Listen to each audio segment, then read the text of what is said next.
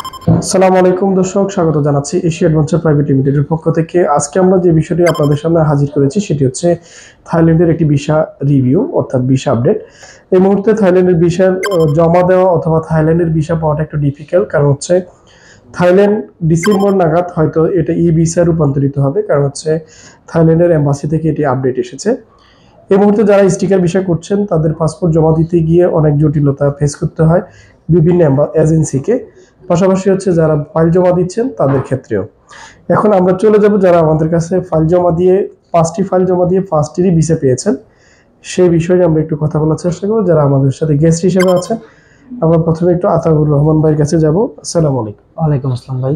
ভাই একটু যদি আপনার পরিচয় দেন, পেশায় কি করেন এবং ভিসা তো আপনি থাইল্যান্ডের পেয়েছেন, একটু যদি দর্শক যারা আমাদেরকে দেখবেন আপনি আমাদের অ্যাড্রেসটা কিভাবে পেলেন বা কিভাবে আসলেন, এর আগে তো অনেকগুলো দেশ ট্রাভেল করেছেন। জি, আমি পেশায় একজন ব্যবসায়ী, তো মাঝে মধ্যে সময় পেলে কোথাও না কোথাও ট্রাভেল করার চেষ্টা করি একটু মন রিফ্রেশ করার জন্য।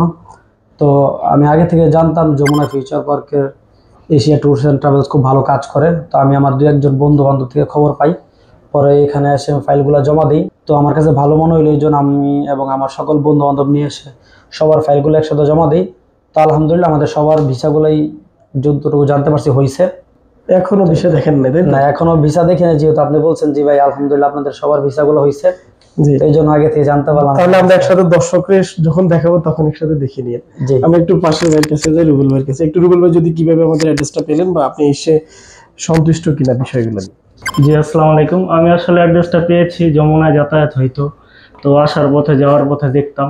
আর আগে আমরা মূলত যে এজেন্সির সাথে ছিলাম আমাদের কাজগুলো করে দিত, ওরা মূলত ভালো কাজ করতো না বা আমাদেরকে অনেক হ্যারাসমেন্ট হইতে হতো। তো এই কারণে আমরা আসলে ভালো একটা ট্রাভেল এজেন্সি খুঁজছিলাম।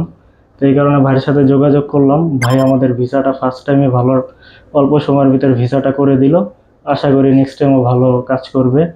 দর্শক একটু আমরা ওনাদের একটু পাসপোর্ট গুলো দেখাই। ওনারা অবশ্য থাইল্যান্ড আগেও গিয়েছেন। আর এ হচ্ছে ওনাদের থাইল্যান্ডের ভিসাগুলো। এটা হচ্ছে আতাউর রহমান ভাই, এটা আমার। আর হচ্ছে ওনাদের ফ্রেন্ড যারা আছেন তাদের পাসপোর্টের ভিসাগুলি। এ হচ্ছে রুবেল ভাইয়ের ভিসা। আসলে বাকি সবগুলো দেখালাম না এই কারণে, কারণ হচ্ছে ওনাদের সাথে যে ফ্রেন্ডরা আছেন তাদের অনুমতি আমাদের কাছে নেই, তাই আমরা ভিসা কপিগুলো নাই দেখাই। আপনাদের যে আগে সার্ভিস নিয়েছেন সবগুলো মিলে তো আমাদের সার্ভিসে কি আপনারা সন্তুষ্ট কিনা, এটা যদি একটু। না, আমি তো এই কথাটা আবারও বলছি যে ফার্স্ট টাইম আপনাদের এখানে ভিসা করতে দিয়েছি, তো প্রথম সার্ভিসটাতে আমরা আপাতত সন্তুষ্ট। তো নেক্সট টাইম অবশ্যই আপনাদেরকে যে ভিসা করাবো, এই কারণে আগে যাকে দিয়ে ভিসা করাইতাম সে অনেক হ্যারাসমেন্ট করতো, পাসপোর্টে অনেকদিন লেট করতো বা এই কথা না সেই কথা ঘুরাইতো। তো আপনার প্রথম সার্ভিসটা যেহেতু আমাদের কাছে ভালো লাগছে, তো নেক্সট টাইম আশা করি আপনাদেরকে দিয়ে করাবো। এটা পাশাপাশি তো আপনাদের ভিয়েতনাম অ্যাপ্রুভালের জন্য দেওয়া আছে। ভিয়েতনাম অ্যাপ্রুভালের জন্য দেওয়া আছে, এটাও খুব শীঘ্রই আশা করি হয়ে যাবে, যেহেতু আপনার কাজের ধরনটা খুব গতিশীল।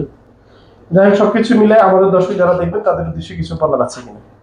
তাদের উদ্দেশ্যে বলার বলতে আমি আসলে এখানে এসে তাকে দিয়ে কাজ করায় আমি সন্তুষ্ট। আশা করি আপনারাও সন্তুষ্ট হবেন। তো আশা করি আপনারাও আসবেন এখানে, ওনারা খুব ভালো কাজ করে, আপনারা সন্তুষ্ট হবেন। আর আমি যেটা বলতে চাই, এখানে একটু সুবিধা থাকার কারণ হচ্ছে এই যমুনা ফিউচার পার্ক খুব ভালো একটা পয়েন্ট আছে।